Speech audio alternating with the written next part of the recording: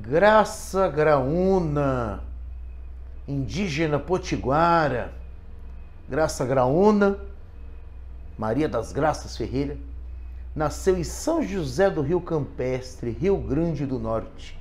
Escritora, poetisa, crítica literária, graduada, mestre, doutora, pós-doutora na área de letras. Estudou na Federal de Pernambuco. Publicou um livro chamado Canto Mestiço em 1999 e Tessituras da Terra em 2000, Tear da Palavra em 2001 e um livro de haikai chamado Flor da Mata em 2014. Além desses livros individuais, também tem poemas publicados em antologias, várias antologias no Brasil e no exterior. De Graça Graúna, Ao Redor da Fogueira. Estamos aqui, apesar dos tempos sombrios. Aqui estamos pelo direito de ser diferente e viver porque somos iguais nas diferenças.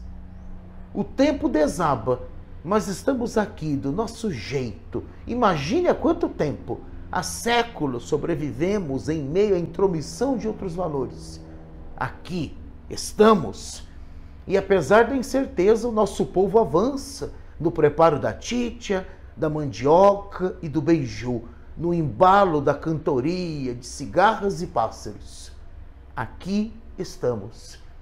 Apesar das injúrias, do nosso jeito, lutamos para manter o costume de manejar as maracas e reconhecer no cocar a nossa resistência.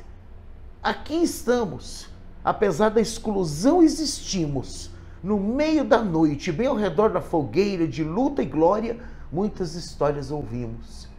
Aqui estamos e apesar das perdas, a luta continua no solo sagrado, na caça, na pesca, na crença, na dança, na roda de toré, no manejo da terra, resistimos.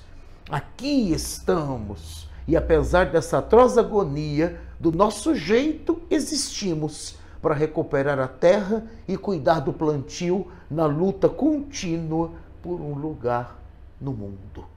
Graça Graúna, maravilhosa.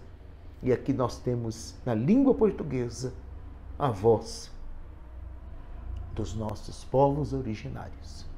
Se você gostou desse vídeo, inscreva-se em nosso canal, comente, curta, compartilhe. Vamos espalhar poesia pelo mundo, que esse mundo horrível precisa muito de poesia para se tornar minimamente suportável.